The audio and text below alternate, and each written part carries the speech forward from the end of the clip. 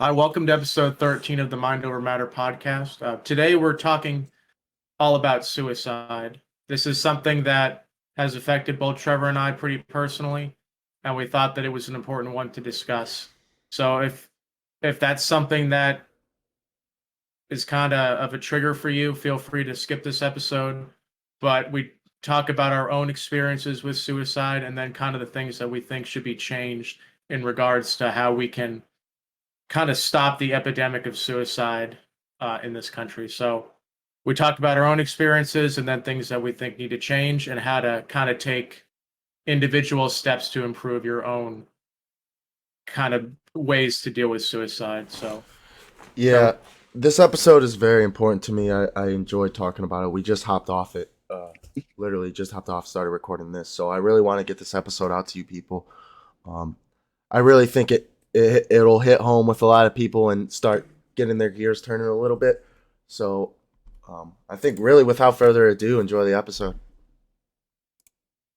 And we're live. Welcome back, everybody, to the Mind Over Matter podcast. Trevor and Kevin back here. How you doing, Kev? shit, I'm great. How are you? Hanging in there. Good. Hanging in there. A lot of stuff going on. So I decided to hop on here. Got a pretty exciting podcast today. Um,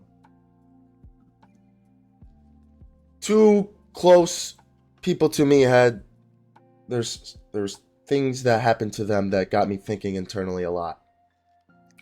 And it got me thinking almost like, what would I do without these two people?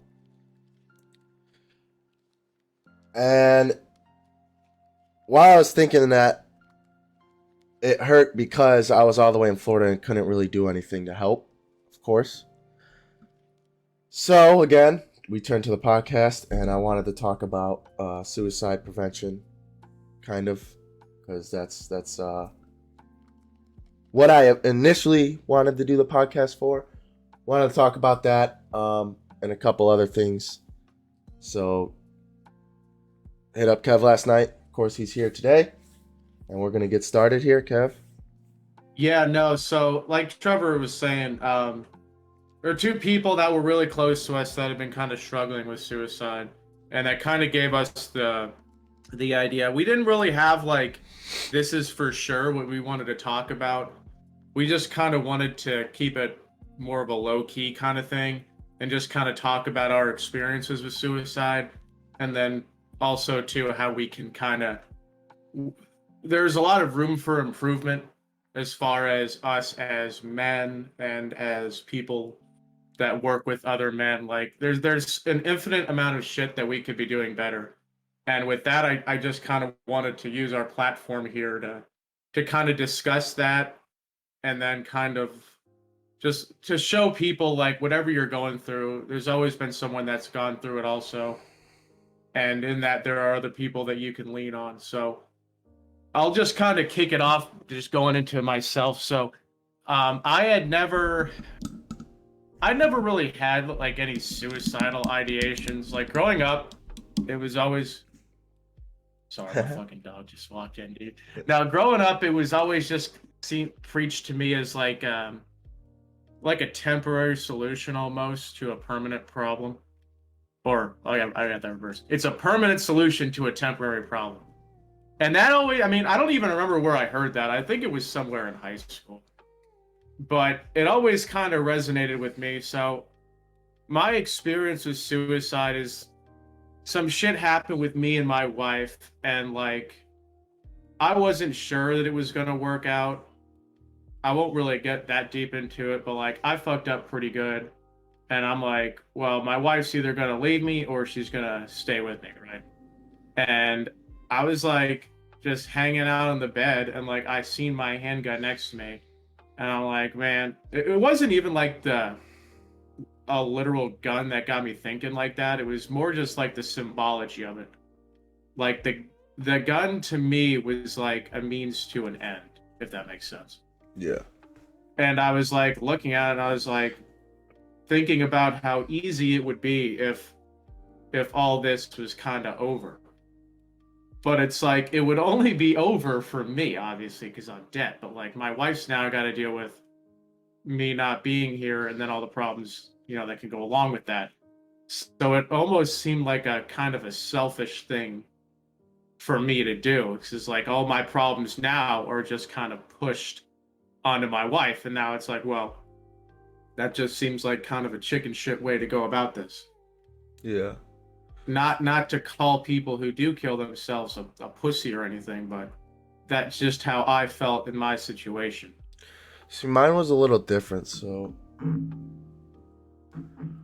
my experience with suicide is a little more intense. Not to say that Kevin's isn't, but Yeah, no, I mean, mine was like not a long thing. It was like, yeah, like the whole thought was like less than 30 seconds. yeah. See, so for me, I had gone through a divorce. I had just found out I was getting out the army, so it was an okay thing for me to understand. I was losing two things I love: my career and my wife. So it made sense to me to stop my life as well. And at the time, I had a gun. I pulled up to my parking lot late at night. It was dark out. And I held it to my head. I don't remember if it was even loaded or not, off safety or whatever. I don't remember. And I just thought how easy it would be if I no longer had to deal with any of this. How easy would it be if, because I didn't give a shit about being selfish. Fuck everybody else, bro. I just got fucked over by everybody. Yeah. So to me, it was more of my problems aren't going to get past to anybody because no one's here for my problems right now anyways. That's how it felt. So why not just take the easy route out? And I don't really know what stopped me from doing it. Um Yeah. but I called my little brother. He was the only one that was able to answer, which was weird for me to do. And I think that made me realize if I killed myself, who would that give him to look up to? Hmm. I want to be a role model and I want to be the first foot forward, and I want him to just follow my footsteps if he can. And if it's the easiest route for him, which it seems to be, that would be awesome. I could just learn everything and just try and hand me it down to him just like he's my own kid. It's my brother. That's what I'm supposed to do. And I realized, how could I do that if I'm not here? How could I leave? I'm going to leave him in the arms of the people I was in. And he'll end up hopefully not anymore because I'm still here, but he'll end up in the same place I'm in. And then I would have killed myself. So what's going to stop him from killing himself? And then it'll just become now I'm stepping in the wrong direction. Now I'm being the wrong guide. I don't want to go that way. And I think it truly resonated with me when I was sitting in that car with the gun to my head. And because the thoughts had been going on for at least a couple months, man. I mean, I was overseas, bro. About taking being your own dead, life. or Yeah. taking my life. It didn't matter if I was doing it or if someone else was. I was overseas, and it's too easy for me to think every day if I just fucking blew up right now. Oh no. What, Yeah, and like, like knowing what you know now though about like coincidences and shit. Would you say though that it was just random that you didn't kill yourself that day?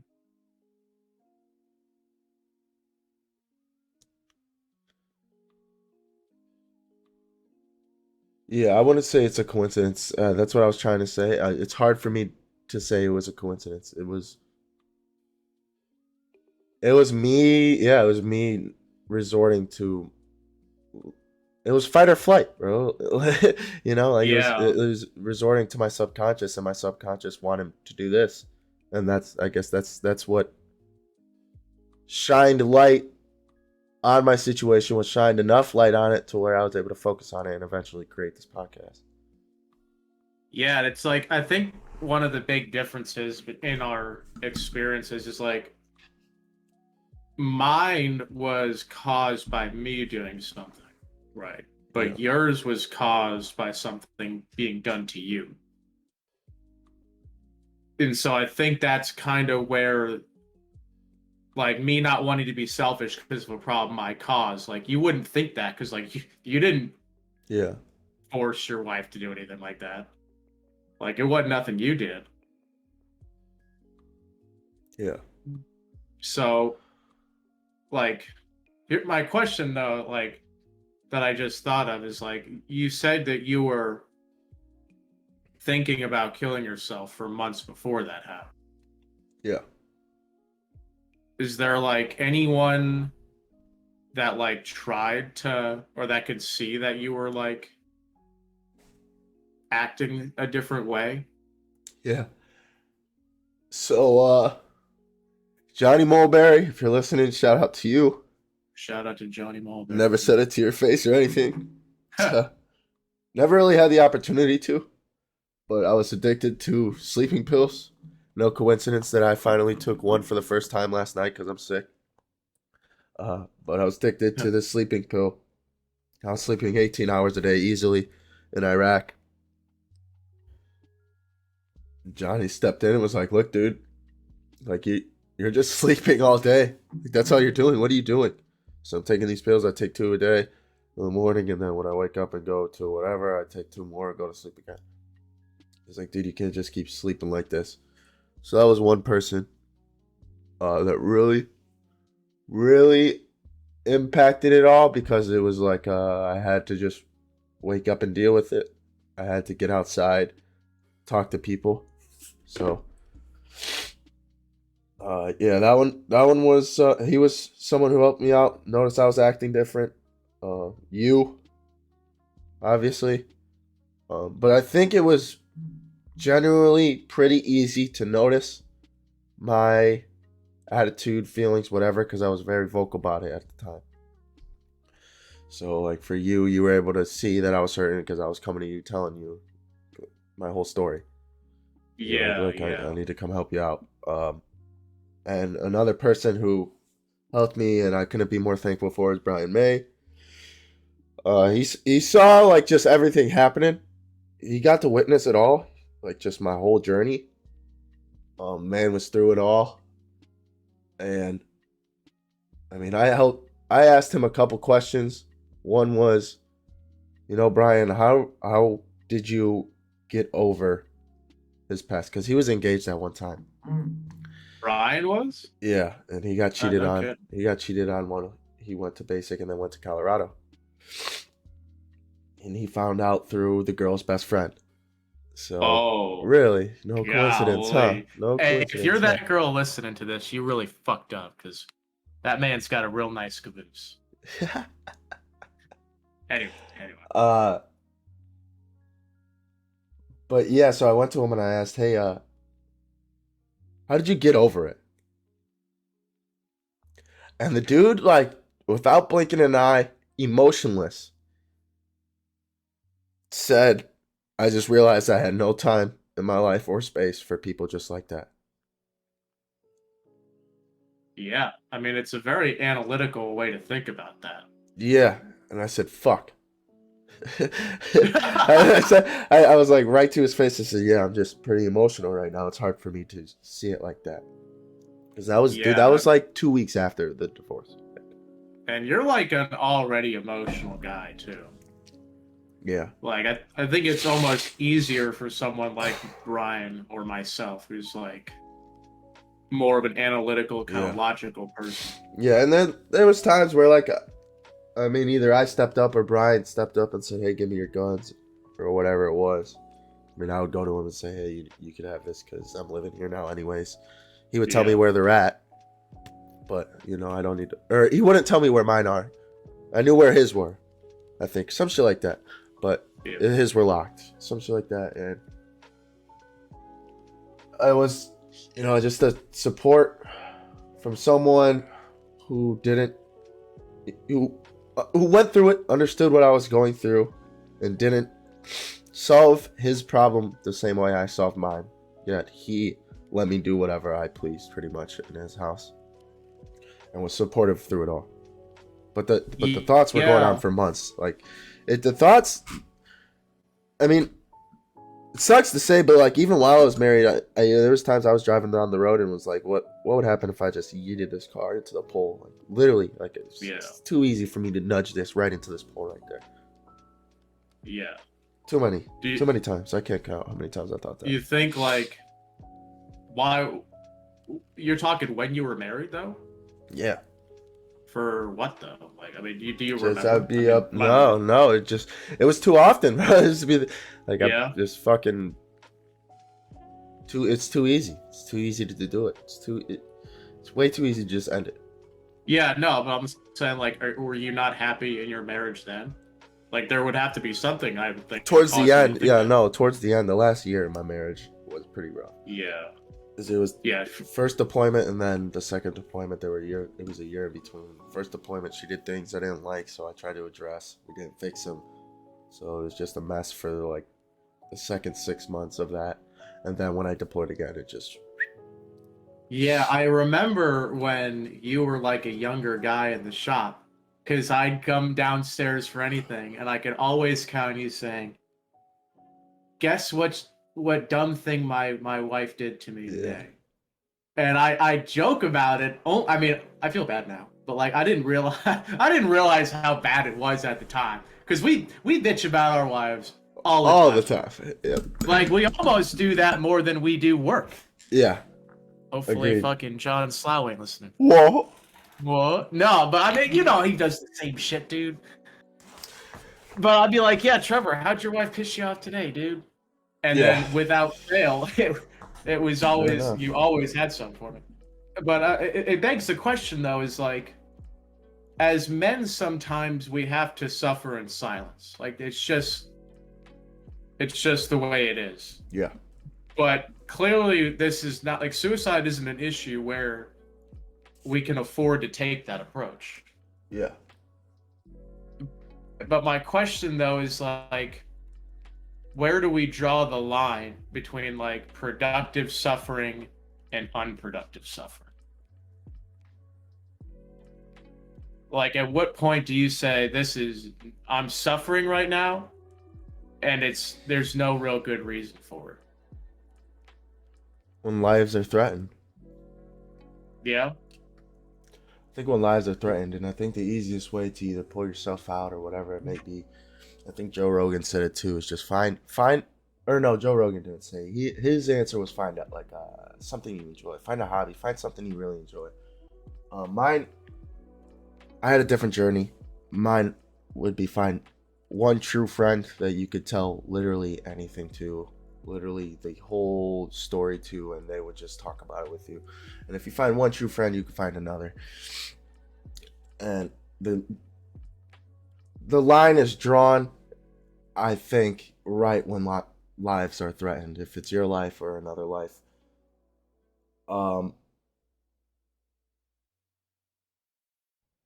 But It's tough because like, how do you know when that yeah, line is crossed? because your life could be threatened even with a divorce. Like that's a life-threatening move.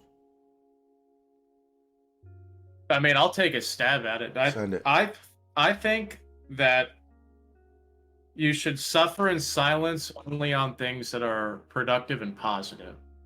So, going to the gym, like, I'm sorry, no one cares how sore you are if you go to the gym.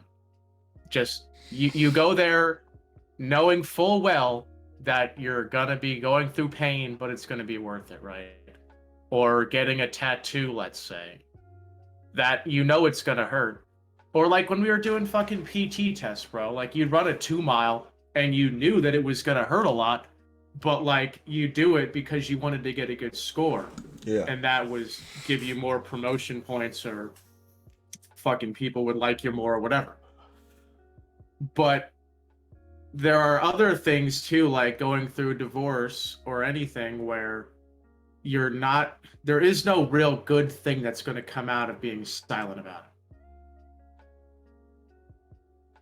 it. It's like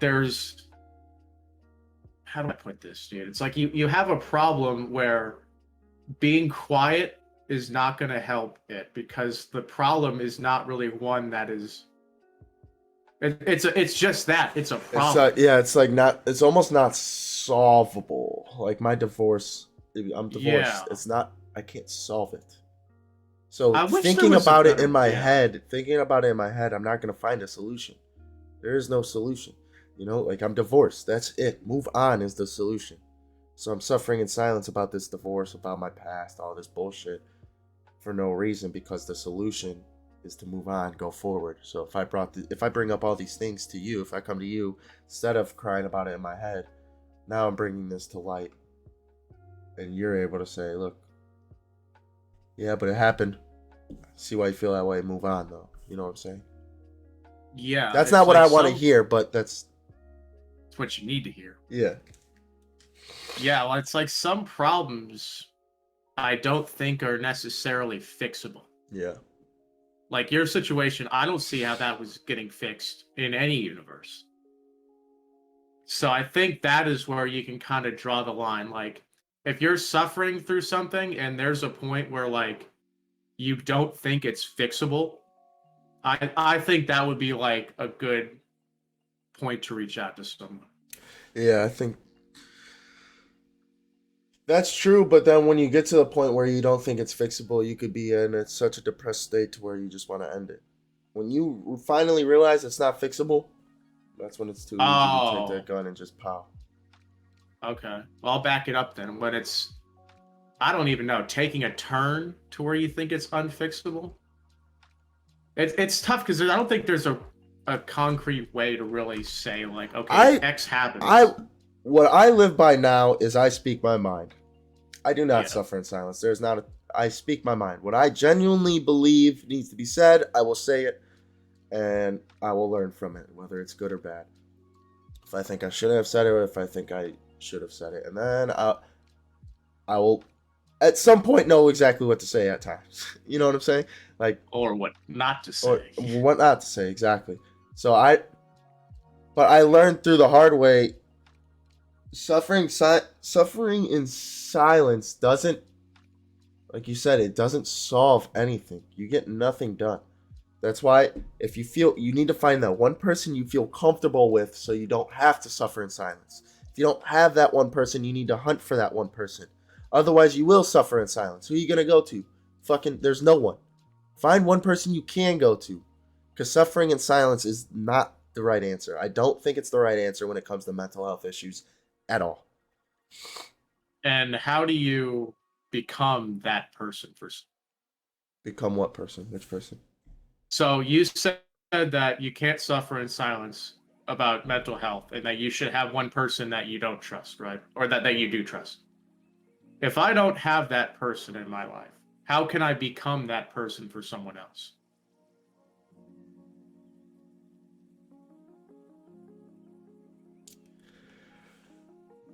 You'll have to show them that you're a person that they would want to be.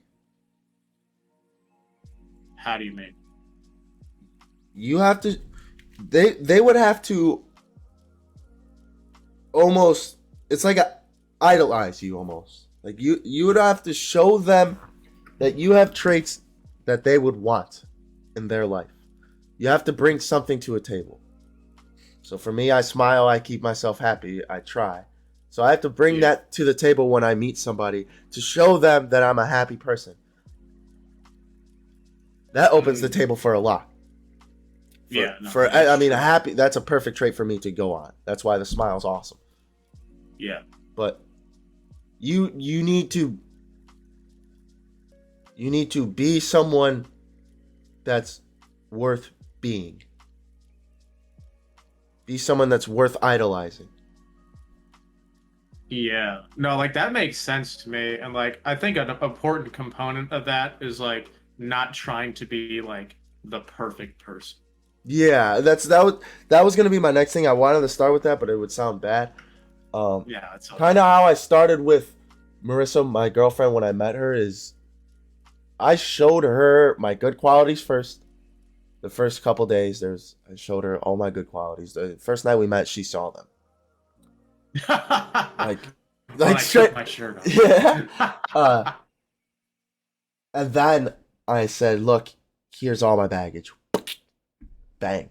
Here's all my baggage. Really? That's just for a girlfriend. Yeah. There Because you go. for me, that's not something I want to suffer in silence with. You need to know this. You need to be aware of my past because this affects my future and it's affecting my present. What I do in the future is because Oh of the yeah. things in my past. And if you don't know my past, it's hard for you to understand what I'm doing. And how you act too. Like Yeah. it would be weird to like you can't understand how you act if you don't know your past. Yeah. Exactly. Mhm. Exactly. So you got to lay it all out on the table. You got to speak your mind, but you can't show up to a new person you never met and be this like you can't be Eeyore. Hi, I'm Eeyore. Nice to meet you. Like oh, like you can't Oh. you can't you gotta be full of life. You gotta be willing to be vulnerable. You gotta be a little vulnerable, and it's gonna hurt because you gotta open your past up again. So for me, and you saw this a lot when I had to open my past up again, it damaged me again. It was opening that wound again. When I met Marissa, it was opening that wound again. I had to go through my photos, show her my buddies that I just left, show her my ex that just left me, show her the guys that just worked with me but cheated on my ex with me. You know what I'm saying? I had to open up all these wounds, and it hurts. But that's I can't keep. I've moved to a new state. I have no one here to talk to. I have no one I feel comfortable with. How about I try it. Just try to be vulnerable. Open it up, throw it all out on the table, and if it works, we got a winner. And now I got a rock here in Florida that I could tell everyone anything to. You know what I'm saying? Like it's hard because you have to be vulnerable, but you kind of have to realize there's nowhere to go but up. I mean, the boys say it all the time. Yeah, I mean, it almost sounds like it's a good kind of pain, you know? Yeah. Like you're not opening that wound for the sake of opening it. Yeah, You're, like, exactly. It's if you're doing it in your mind, you are. If you're not talking to someone, you are. If you're just thinking about it, now you're opening that wound for no reason because now you got you're generating nothing out of that because you already know your past. What are you getting out of that? You already fucking did it. Nothing. Yeah, Yeah. you're just gonna get more sad. Yeah. Yeah, it's a good point. You already know what happened. Yeah, you know what happened. Quit thinking about it. Maybe bring it up to somebody because they can help you. You already have your perspective. It's not going to change. It's just not going to change unless you bring it up to somebody. That is a fucking phenomenal point, dude. And how did she? Was she receptive to that? Oh yeah. To her, she saw all the emotion I had, and she says it today. She said it yesterday. Like she loves the emotion that I have and how comfortable I am with sharing it with her. That's like what we've stood on. And then the other thing that she's always loved is how happy I've always been. She said. So you always just seem like a happy person, and then you're just so comfortable sharing your emotions with me. Yesterday, I fucking she came home from work. I said hi, how's it going? And I cried right there, bro. You did? Yeah, I cried right there. I said, look, I've been gaming all day. I haven't thought about my friend all day because I have no one to think about it with. Yeah. I don't want to think alone no more, man. It's hard. You're thinking alone, No. you end up with a gun to your head. Yeah, no. I mean, you gotta have someone I think that you can lean on to kind of bounce these ideas off of. And that's like what I want to talk about most. Like how do you become that person for someone? And like I think it starts with just not even like living like a super virtuous life, bro, but like even just being vulnerable and kind of like I see it like this. You're both holding up cards, right? One of y'all has to lay down a card first in order for the other guy to lay down his. But like you don't know what the other guy's cards have, and he don't know what you have. So like it's almost like it's a first step. This is a funny one you can relate it to. It's like Tom Segura mentioned it in one of his skits. A man, you want to know how much of a pig a man is? It's however much of a pig his wife allows him to be. His wife will come and say, do whatever to me, and he will. A man will do whatever. You know what I'm saying? But he won't go to her saying, I'll do whatever to you. You know what I'm saying? Yeah. Someone's got to play the card first. And it goes for every relationship, man. Like for me and you, even if once you play the whatever card it is, you open up a new topic for us. You become vulnerable to this new topic. It happens. It continuously happens. You got to stay genuine and you got to stay vulnerable. Yeah, and I think it's important too to like you can't be acting judgmental. I mean, I try not to be judgmental in really anything. Like I know we all judge people, duh, but like Yeah. I try and actively fight it just because like you don't even know. Like there are a lot of people that I know where if you didn't talk to them, you would think that their marriages or their lives are fucking just perfect, right? I was a good example. Yeah, yeah. Like you wouldn't know that you had fucking problems just by looking By at looking, you, yeah, no, by walking down the hangar, Yeah, by walking down the hangar. It's like, oh, there's Trevor. He's fucking smiling again. smiling again. There he goes Acting like again. acting like he's doing actual work. It's like, dude, how could that do? Dirty as shit. Covered in crap. Somehow not doing a damn thing. No, it's important to I think to stay genuine. You have to realize that it's a relationship where you both benefit. You can't see it as a relationship where you're getting something out of it and they're not, because then you'll feel bad about the relationship in your own mind. You'll feel uncomfortable and it won't work anymore. Yeah, yeah. You know what I'm saying? Like you got to realize you both need the relationship.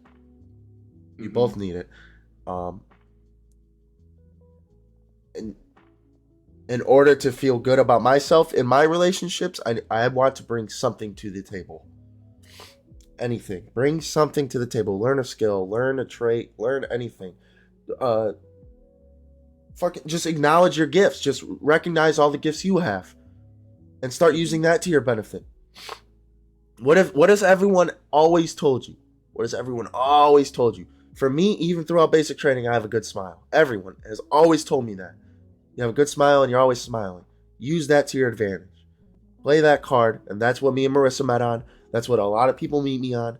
You got to play that to your advantage, and that's how you open up, because you don't want to open up with the mopey. No one wants to be friends with a mopey loser. Oh, hell no. No one. So you can't always be that. Mopey loser. Yeah. So suffer in silence for that little bit you have to open up that new relationship, and now you got something building, something worth building towards, something worth bringing up this past for. It's like an investment, I see it as. Yeah. And I think it's important too to kind of touch on real quick, like how fragile trust is. Yeah. And like how do you keep that trust with someone if they do open up to you? So like for me, it's as simple as not telling anyone. Like if you tell me something and you don't tell him to tell anyone, I'm not even gonna tell my wife. Won't even be like what I can't tell you how many times like one of my friends is going through something and then I'll tell Floor when it's over. She's like, "Oh, I didn't even know that was happening." Like, yeah, no shit, because I didn't tell you. and then she would get mad. I'm like, "Well, this is like I can't tell you everything that's going on with all my friends. Like if they tell me that it's cool to tell my wife, then sure." Yeah. But like, I mean, now it's not really a problem because like people know my wife and they know that she's fucking. Now we're all homies. Yeah, they know she's a straight shooter, bro. But like, if I open up to you, Trevor, and you go running your mouth all over the hangar, I'm never gonna talk to you again, dude. I won't even bat an eye towards you again, bro. Like, catch me never looking in your direction again, bro. Yeah, no wait. I think that is the worst thing you can do is open up to someone and then they tell her. Yeah. And like that honestly, dude, I think that's like where the army kind of goes wrong in regards to suicide. Is like if a dude killed themselves, right? They're gonna have a PowerPoint explaining what happened to everyone. Everyone on Earth that knows about it is going to be spreading rumors about everything. And it's like you kind of have to respect people's privacy. Yeah. No, you should not have that PowerPoint. I don't think there should be a PowerPoint. There should rarely ever be a PowerPoint on it. Like you were saying, there shouldn't be a formation saying if you're going through something, let me know. What do you think? Everyone's just gonna line up and just shake your hand? Oh, nice to meet you. My name's Trevor. I just got divorced and I'm getting kicked out the army, but I want you to help me. Like, sorry, bro. Not Like, yeah, happening. everyone's suicidal. Fall out, make another formation. Yeah, like what? Like that's exactly what you're asking. Because now you're saying come to me. Now everyone in the formation knows. Oh, Trevor just went to Robert during lunch. Ah, he might be trying to kill himself. Yeah, bro, it's just such a backwards way of going about all these issues. Like that's always been my gripe with how the army solves any problem. It's only reactive. Yeah. Like I bring this up every time. So like if you didn't know about this SHARP program, it's sexual assault and harassment response program, I want to say. Sexual harassment and assault. That's where the shark comes from. Yeah. Anything like sexual harassment or assault, right? But every time they do, they give us our annual training on this. It is always, if you see something, say something. And it's like, dude, I'm sorry. No one's gonna walk past someone getting raped and think, oh, I'll solve that after lunch. Man, thank God that ain't me. Off I go. Yep. Like no one's gonna do that, dude. It's such a ridiculous thing that they even tell us this. But it's like we're accepting the fact that people are just going to get raped and are going to get harassed in the workplace. It's like, dude, why don't we just concentrate on making less rapers? Like, yeah. What's your solution? What? Let's not the raping one, but how do we focus on making less suicidal soldiers? So that yeah, no. Huge issue in the army. Huge issue. With suicide, what happens when someone kills themselves? We have a PowerPoint presentation. They tell us if you need help, get help. We go to the memorial, and then we go off about our day. That's it. Like, it's the same thing as sexual harassment. They have accepted the fact that people are going to kill themselves, and there's really nothing they can do aside from saying to us, if you see something, or if you see someone acting weird, ask them if they're going to kill them. Like, they don't even tell you what to do. Yeah, so me, I'll tell you what you should do. By the time that someone is having suicidal ideations or they're like fixing to kill themselves, I think it's already too late. Hold up, I fucking unplugged my headphones on accident. No, so by the time that happens, like someone's having suicidal ideations, it's too late. I think what it starts is before that all happens in being the person that someone can come up to. Before they get to that point of, because then you can stop it. Yeah, because then you could stop it. If you're the person you could go up to, you're able. Because I was going up to you and you stopped. That's the point of going up to you. I tried, best as I could. Yeah. But like, if I had just said, fucking go talk to the chaplain, like, that's really the best I can do. Like, these are human lives, and I'm saying, fucking go talk to someone else. Like, sure. What? Yeah, like what kind of a way to handle someone's life is that? It's just such a shitty way. So what I think that we can all do is start by being the person that people are comfortable going up to. Why do you think? Why do you think there's such a big disconnect? Why do you think there's not so many people you can go up to? Because it sounds like a lot of people want to be that person. I know one person that really wants to be that person people can go up to. A lot of people do want to be the person people. I want to be the person that anyone can call me. Yeah, no. Why do you think there's a lack of those? I think a lot of it is education. Like, I don't think people... Let me rephrase. I think people want to be the person people come up with, or to. They just don't necessarily know how or, like, what that looks like. Or they think it's, like, some X factor. Like, they can't put a label on it. Like, me and the guy I think you're talking about. Like, he may view me as just someone people naturally feel more comfortable talking to. But it's not like we're genetically different. It's just how we act. Yeah, we did better. Yeah, exactly right. And I think a big thing that people can do is, like, one, stop judging people, or at least stop being vocal about it.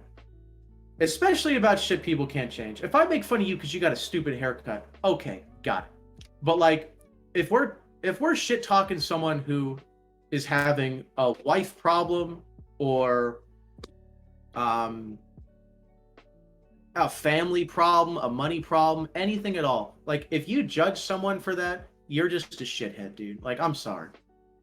And I think that's where a lot of people go wrong, is they judge people and they shouldn't. And also, like, that's one. And then two, being vulnerable. Like, it's hard to understate how effective that is at getting someone to open up to you. Yeah, no, I was just thinking in my head right now, like, let's say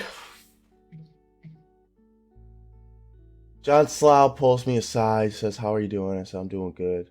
How are you doing?" He goes, "Well, doing all right, but my wife did this to me this past weekend." For me, that's like, oh, shit, he's trying to get personal with me. Yeah. Let me Like get personal back. yeah, like you can see that this guy is also struggling too. Yeah, which is huge. Which it's huge not to be down at the bottom alone.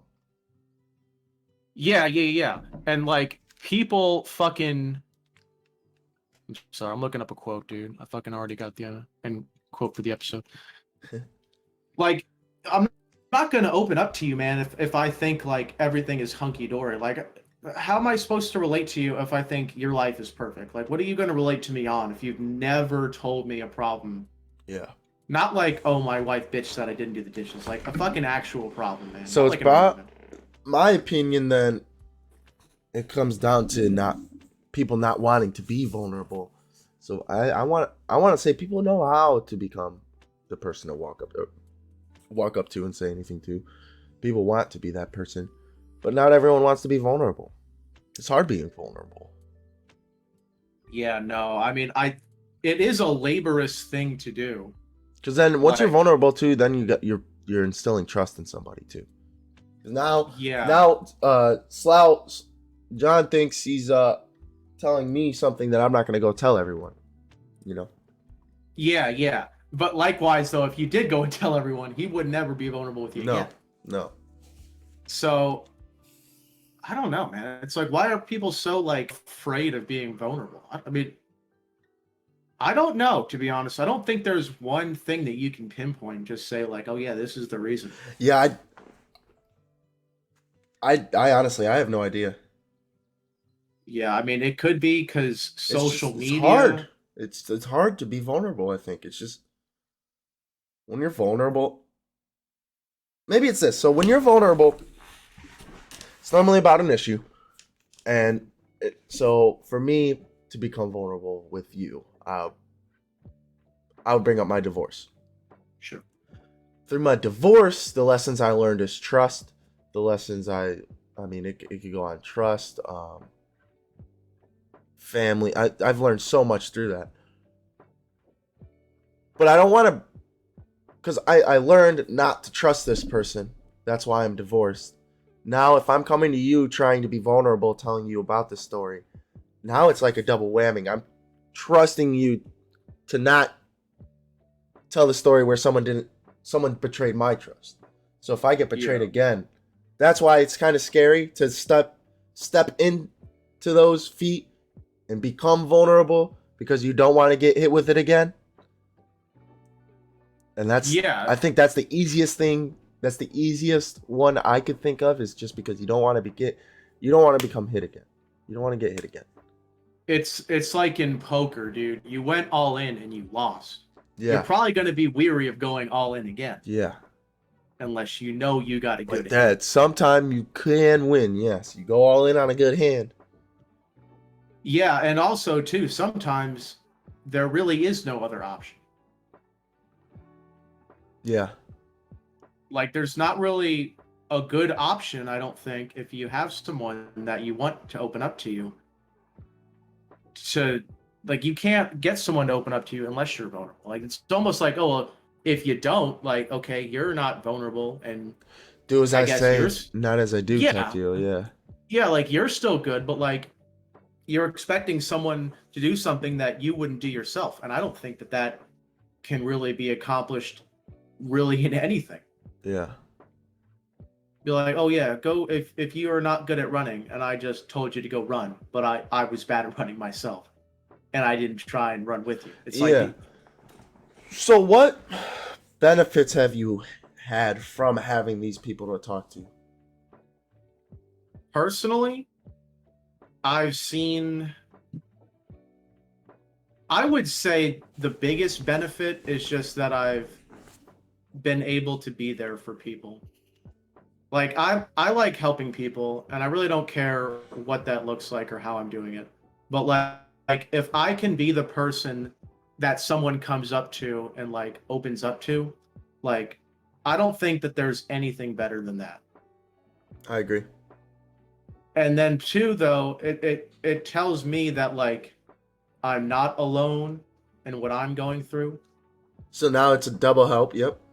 Yeah, it's like a Yeah. double whammy, but like Yeah. in a good way, you know. Yep. But I mean, me helping me is whatever, dude. It's just like kind of knowing the fact that like was able to help someone, even in like the smallest way, I think can help. I mean, it is there anything better than knowing that you helped your friend not kill himself? Yeah, I was just gonna say, what's better than what's to me? I don't see there being a better feeling than someone calling me with a gun to their head for me to calm them Yeah. down. No, and it's like the situation that happened a few weeks ago. It's like, did it suck? Yes, but I'm glad that I was able to be that person Yeah. that the dude reached out to. Like I can And only it imagine. fucking sucks not being that person too. Yeah, For yeah. instance, I couldn't be that person. I'm all the way in Florida.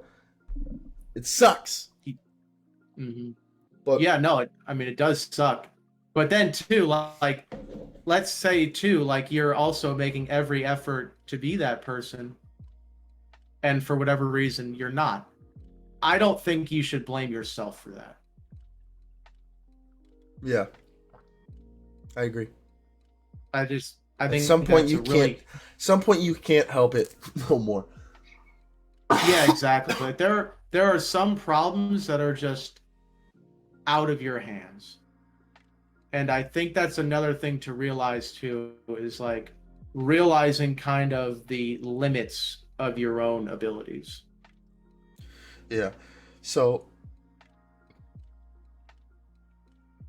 obviously the story I told, maybe not obviously, but in my mind, it was the lowest point of my life.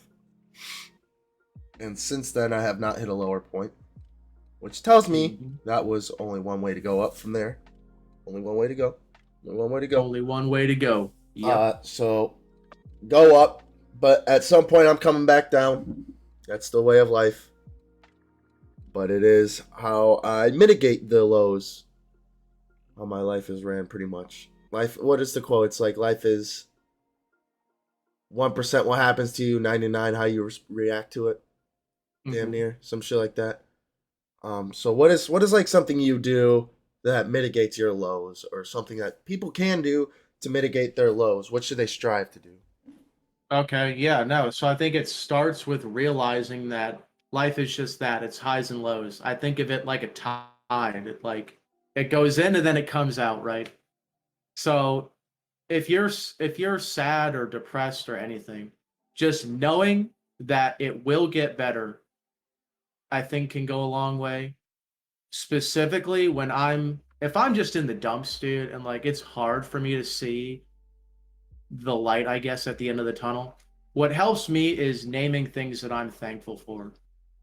So, and that it could be anything at all, dude. Like there's been times where I'm like sad and I don't want to do shit right. But I'm like, dude, I'm an American citizen. Like there are people dying to have that, you know? Mm-hmm. Like, oh, things didn't work out how I wanted in a relationship. Okay, but I still have a roof over my head. I'm still healthy. I still have a good relationship with the people that I want. Yeah, there's an infinite amount I think to be thankful for. So when I get kind of down, dude, I don't know. It's gonna sound like it's most things where I'm analytical. I have an answer for things, right? It's just reminding myself of what I do have, and I don't think it's really possible for me to be upset when I have all these things that I should be thankful for. Yeah. What do you think? It's hard to tell you what I do to mitigate my lows. I could tell you what I do during my lows, but so during my last low was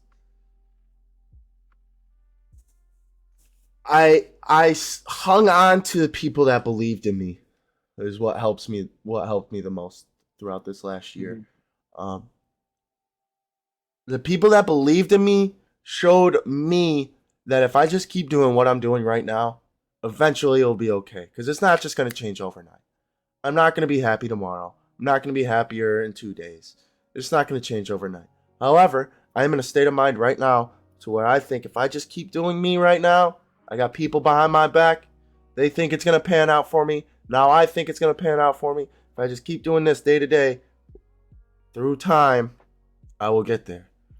And that, I think Steve Harvey had a couple, it was like 4 P's for success. And he didn't include patience. And I messaged him on Instagram or something and asked him why he didn't include patience. Because that was the first thing that stuck out to me. Yeah. Patience is something I had to learn the hard way. Me too, bro. Yeah, bro. I am not patient at all. But patience is a virtue. Patience will get you there. And it's hard to have patience. But you have to realize if you are at the low, there's only one way to go. Oh. You're going up. Through patience, you will get there. You will go up. You will get there. You're doing the right thing. You got people in your corner. You will get there. You just got to have the patience to do it. You can't end your life. You can't commit suicide because then how are you ever going to go up? Now you're on a plateau. You will never go up. Now you're leaving a legacy behind where you're plateaued at the bottom.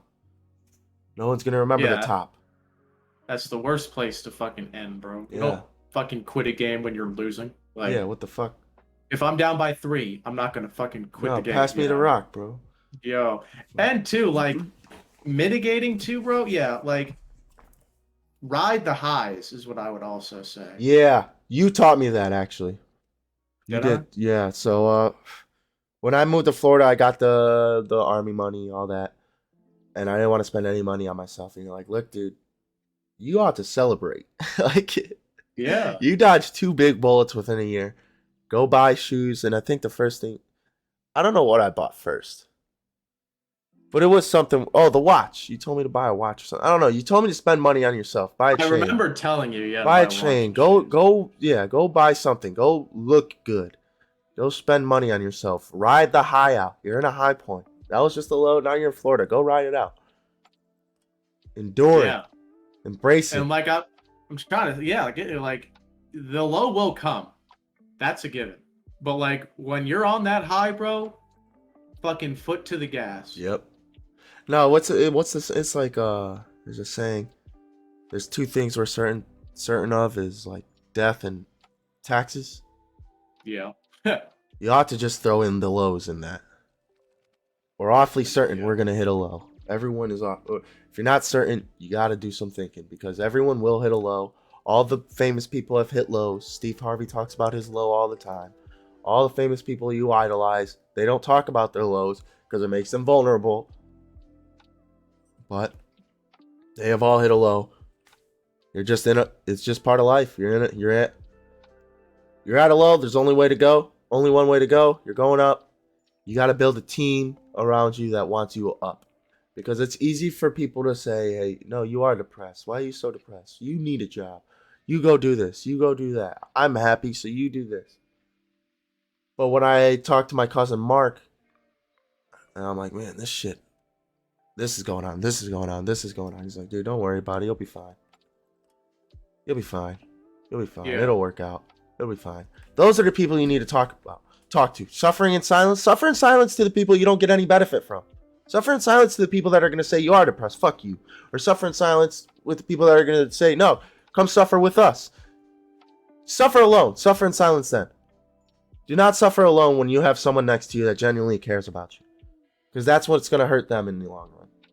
Yeah, and it's one of the reasons I think everyone should be spiritual in some sense, because like just knowing that there's a higher power out there that's got your back, like that has gotten me through countless lows, bro. Like if I'm at a low and I know whatever plan that I'm on or whatever path that I'm walking down is gonna end up fine, well, it's almost like an instant Yeah. unload, you know? That's the ultimate friend we've been talking about.